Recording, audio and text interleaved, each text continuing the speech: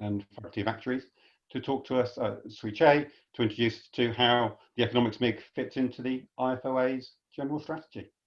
Over to you, Suee Chieh. Thank you, Alex. And good morning to all my friends in the UK and elsewhere. I think you could stop sharing the screen so I can look at more faces.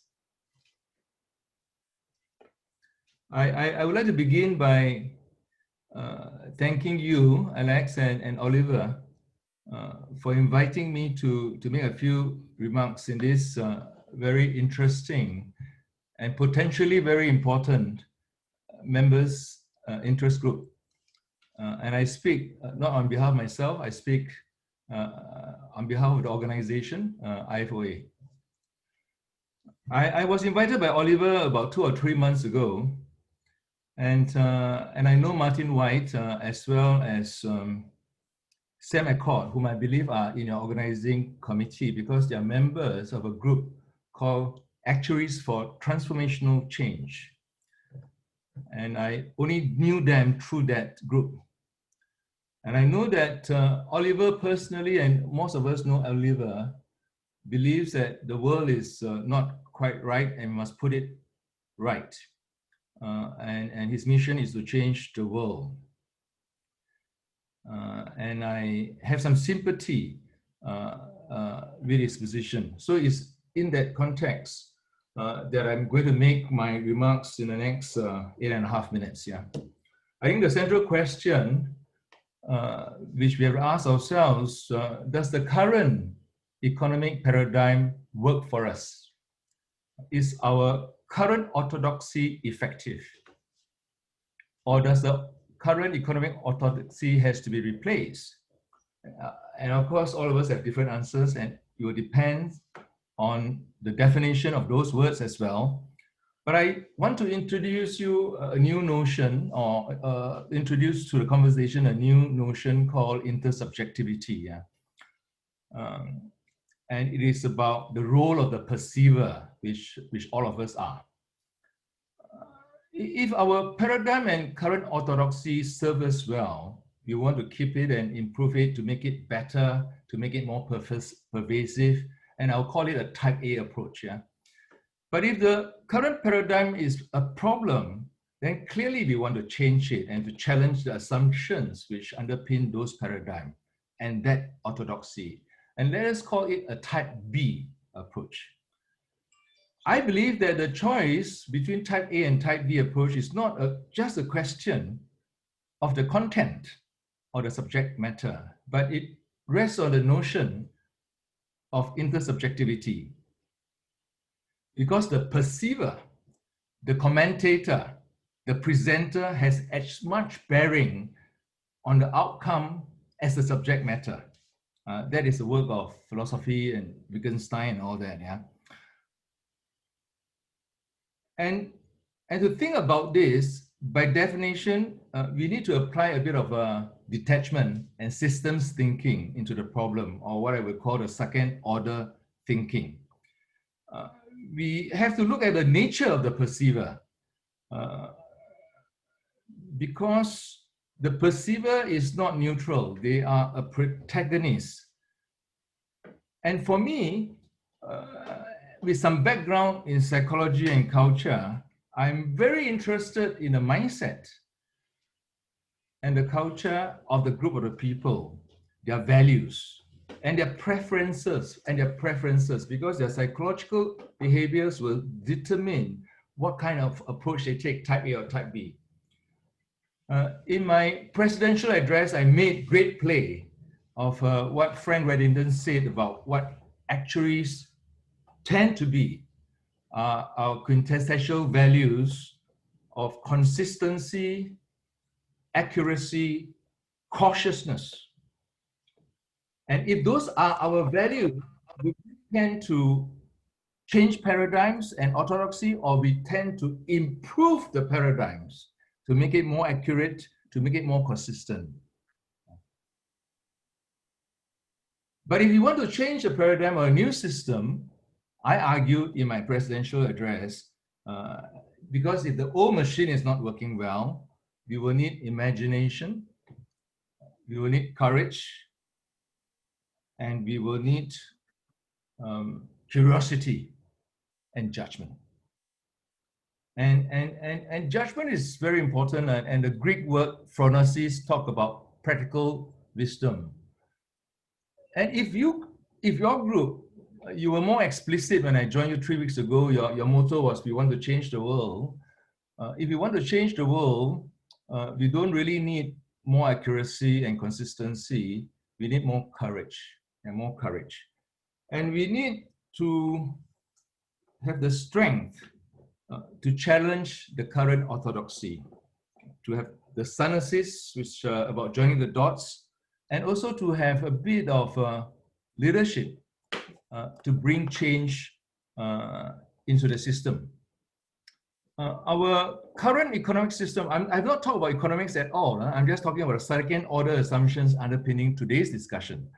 Our current economic system can be broadly discussed as described as Anglo-Saxon free market capitalism, yeah, based on the progress of the Washington Consensus and onwards from the financial crisis, based largely still on neoclassical economics. And I will put 3 countries in this category: United Kingdom, United States, and Australia. I would not include Canada or New Zealand or Northern Europe because the cultural characteristics are different and they matter when you come into complex systems, right? And the questions for us as a group who live largely in this Anglo-Saxon economics is to ask ourselves whether the current orthodoxy works for us. And by no means am I saying that it works or it doesn't work, but it's either type A or type B or a blend of the two. But clearly, we got to think in those terms. Yeah, I have used this in the context of economics, but I could also use this for IFoA. Does IFoA as a system work for us to serve our members' interests, as well as to secure our future as a thriving profession which make a difference in the social issues of our time? I did not give an answer, but clearly it's an important question. And which type of approach should we go for? A type A approach, which to make our current orthodoxy better, or change the orthodoxy? And I think there's an issue which I would like to place on our debate. Yeah. So when I first came to the preparatory meeting on the 21st of August, I was shown a list of topics, and I spoke my mind. I say that this list, which includes the economic impact of COVID-19, sustainability economics, long-term real investment returns, use of capital in UK pension schemes, economic pluralism, and management uncertainty, appear to me not very coherent and not very orthogonal, yeah, in its approach. But then the answer given to me was very good. Very good. It says that this reflects the 6 work streams we have, because 3 of the topics, economic impact, long-term real investment returns, use of capital in UK pension schemes, actually talks about improving the work we do in the current orthodoxy.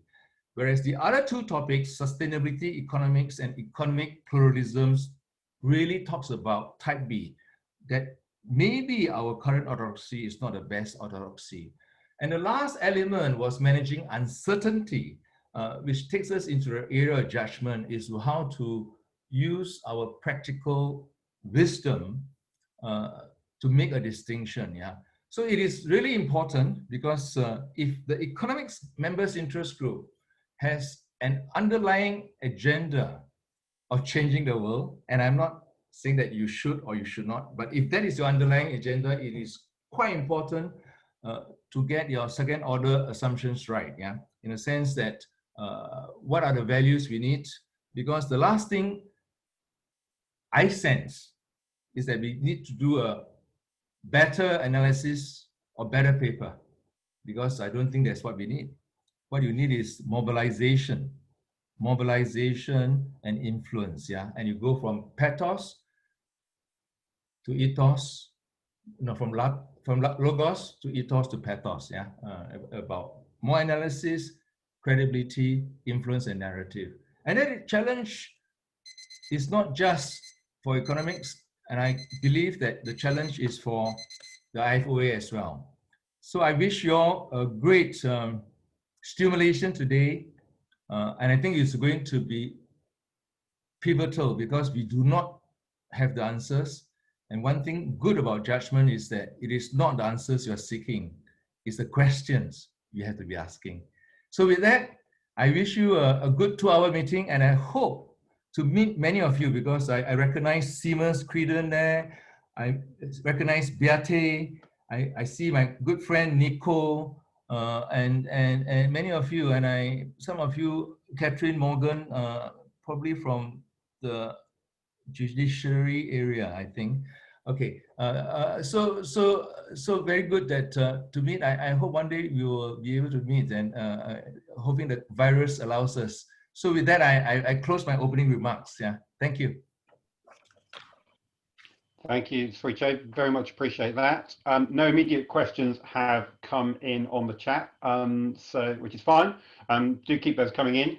That means we will, Ian, if we can bring the slides back up, and we will hand over to Oliver to further introduce this topic and what the economics MIG is all about.